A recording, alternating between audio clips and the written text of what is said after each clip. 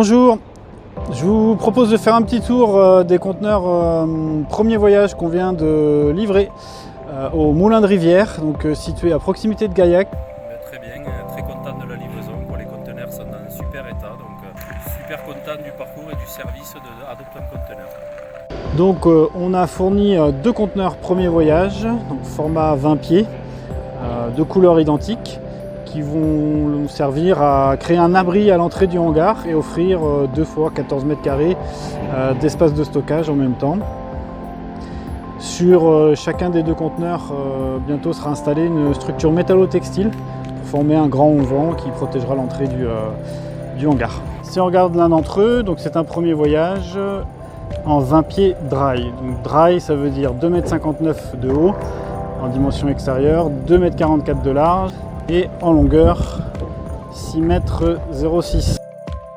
Pour l'ouverture, on a 3 belles crémones et puis le système de protection et de sécurisation en protège-cadenas qui va permettre de placer un cadenas par-dessous. Ça rendra beaucoup plus difficile le forçage du cadenas. Allez, si on regarde à l'intérieur,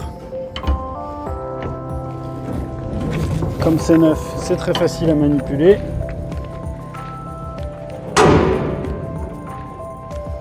Vous voyez que le sol est en parfait état, évidemment il est neuf, on a encore les traces de pas. Et puis à l'intérieur, ça sent encore la peinture et le silicone, tout est parfaitement nickel.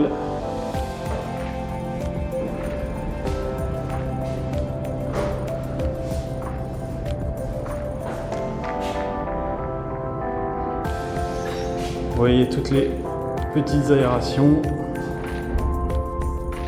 Alors s'agissant d'un conteneur premier voyage, ça veut dire qu'il aura voyagé une première fois entre l'Asie, là où il a été fabriqué, et sa destination en Europe.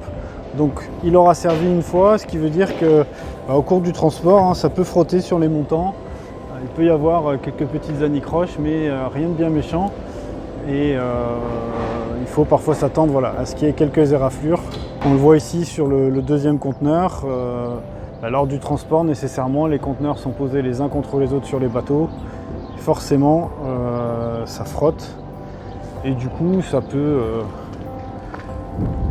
abîmer légèrement la peinture, mais vraiment, c'est de l'égratignure.